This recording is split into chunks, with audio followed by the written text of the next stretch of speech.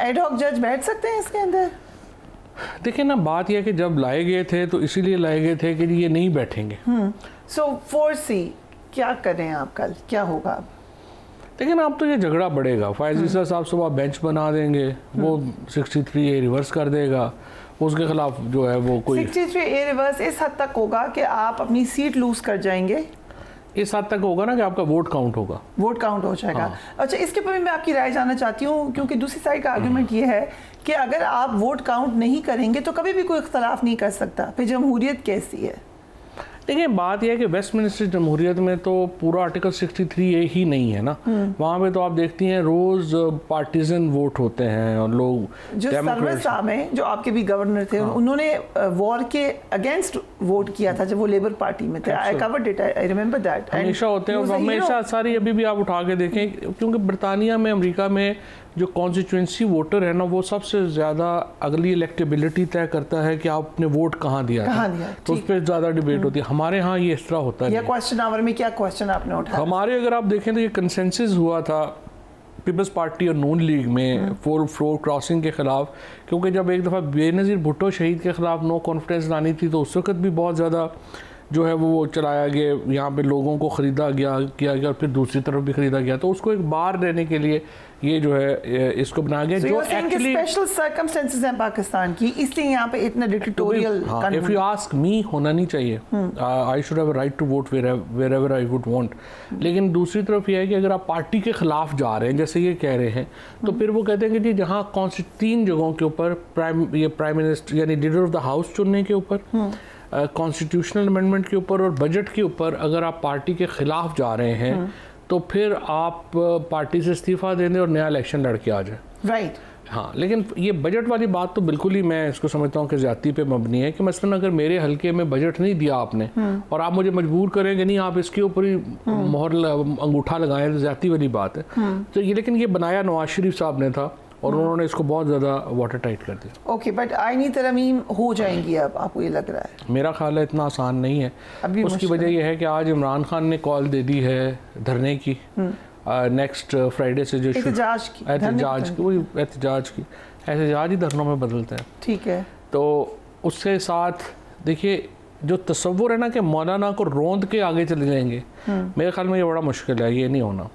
So Maulana will remain a very important player, हाफिज़ नईम साहब will remain a very important player, क्योंकि अब जुमे के बाद जो टेम्परेचर है ना पाक इस्लामाबाद का, वो ऐसे बढ़ना है और उस टेम्परेचर में कौन कौन कहाँ खड़ा है और वो इनको वोट करता है नहीं करता, क्या करता है, this all will be very interesting. So ये जो इस वक्त लीडरशिप है पीटीआई की, सुना आज बड़े नाराज़ हुए हैं खान साहब, नाराज़ हुए हैं कि खबरें हैं?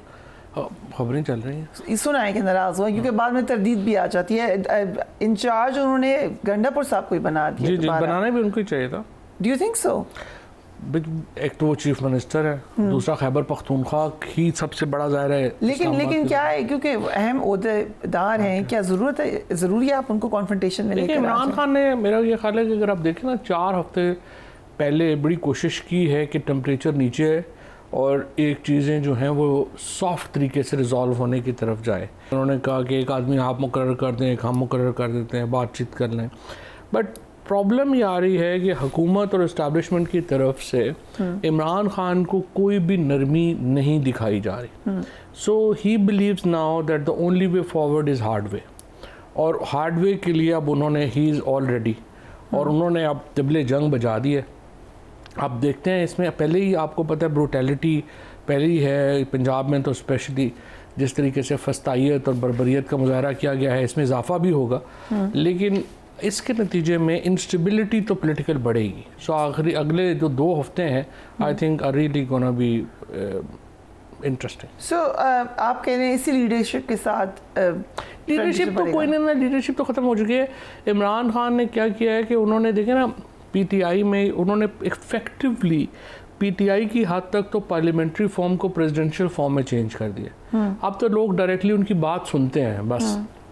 दरमियान में एमएनए एमपीएस ये वो का एहतजाज देखा आपने, that was also public, not leader तो था ही कोई नहीं। So again ये हो सकता है, लेकिन D Chowk is completely different। आपको लगता है कि डी चौक में कहना लोगों को कि पहुंच जाओ, एहतजाज होगा, द स्टेट विल रिएक्ट? नहीं तो रिएक्ट तो करेगी, बट देखना ये कि उससे टेम्परेचर बढ़ेगा ही ना। पाकिस्तान में क्या मज़ीद टेम्परेचर, देखिए अगर मैं हुकूमत में हूँ, मेरी तो कोशिश ये होनी चाहिए कि पाकिस्तान नॉर्मल हो, काम आए, चीज़ें बेहतर हों वापस। Okay, पर आप अगर यहाँ तो हुकूमत तो रोज़ बिकॉज आप बात करते भी रहे ग्रैंड डायलॉग की, दुरानी साहब ने मेरे प्रोग्राम में ही सेड कि मैं मशवरा देता कि आप अलायंस बनाएं, एक पॉलिटिकल स्ट्रगल रखें। ये जो एकदम दोबारा सड़कों पे आने की पॉलिसी है, इट बैकफायर्ड लास्ट टाइम। नहीं, एब्सोल्युटली मेरी भी ओपिनियन तो यही है, ग्रैंड अलायंस ही बनना चाहिए। और मैं तो आपके सामने कही, मैं तो जेल में था, आपने पहले बात की इसलिए जेल में था उस वक्त से मैं ये कह रहा हूँ कि मौलाना फजलुर रहमान और जमात इस्लामी और इनको इकट्ठा करना चाहिए। बट प्रॉब्लम ये हो गई है, मुझे लगता है कि इमरान खान समझते हैं कि अगर ये कॉन्स्टिट्यूशनल अमेंडमेंट भी हो गई तो उसके बाद फिर बचेगा क्या आपके पास ग्रैंड अलायंस करने का। तो फिर इसका मतलब यह है कि आपने मामला तो सड़क पर रिजॉल्व होने हैं, क्योंकि हुकूमत ने तो तय कर लिया है कि कोई आईनी, देखिए ना इस हुकूमत में अभी तक आइन, कानून, इखलाकियात, शराफत, इस किस्म की कोई जो डॉक्ट्राइन है वो इस हुकूमत के तो नज़दीक से नहीं गुजरी। वहाँ पे तो उन्होंने कहा है जी बस हमसे कोई छीन सकता है तो छीन ले। तो आप इमरान खान ने कहा चले छीनने की कोशिश करते हैं। बट एहतजाज एक्चुअली इसलिए है कि ये ना हो तरमीम, ये फोकस है या ये है कि बानी पीटिया को जेल से निकालना है? नहीं, मेरा ख्याल फोकस तो यही है कि आईनी तरमीम के ऊपर फोकस है, और जाहिर है वो तो है ही कि उनको निकाला जाए, और इसके नतीजे में प्रेशर तो आएगा। कल से आप देखना शुरू होंगी, कल से प्रेशर बढ़ना शुरू हो जाएगा। मीनवाइल एक और खबर आई है, I don't know it's related और नॉट, कि एमकेएम भी नाराज हो रही है गवर्नमेंट से।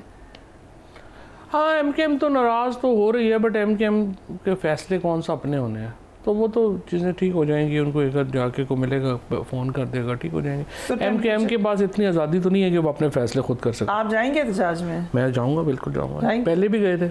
राइट। सो असल में देखना ये है कि मेरे ख्याल में, देखिए मैं तो हामी हूँ कि सॉफ्ट तरीके से चीज़ें होनी चाहिए, आप बातचीत से चीज़ें हल होनी चाहिए, और कुछ लोग कुछ दो के ऊपर जो है वो बातें होनी चाहिए। बट द प्रॉब्लम इज़, अगर आप ये पोजीशन बना लें कि नहीं इमरान खान की तो है ही नहीं ना कबूल, देखो फिर तो नहीं हो सकता। 2/3 मेजॉरिटी इमरान खान के साथ है, पूरे पाकिस्तान इमरान खान के साथ खड़ा है, और आप कहें जी इमरान खान के बगैर हम पॉलिटिकल स्टेबिलिटी ले आएंगे, कैसे ले आएंगे? बट क्या ये बेंच नया बन सकता है, क्योंकि रिक्यूज़ नहीं किया अभी?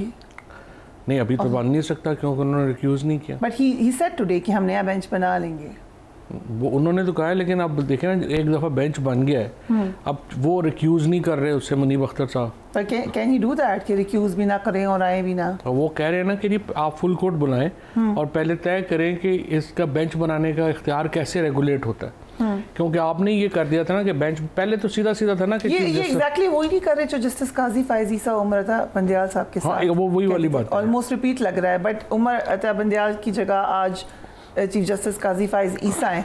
बट एक और फर्क है ना, फुल कोर्ट के बड़े हामी थे। अब क्या मसला फुल कोर्ट? वो प्रॉब्लम एक यही मेजर फ़र्क है ना, फुल कोर्ट अभी जो है वो फायज ईसा साहब उसमें मेजॉरिटी होल्ड नहीं करते।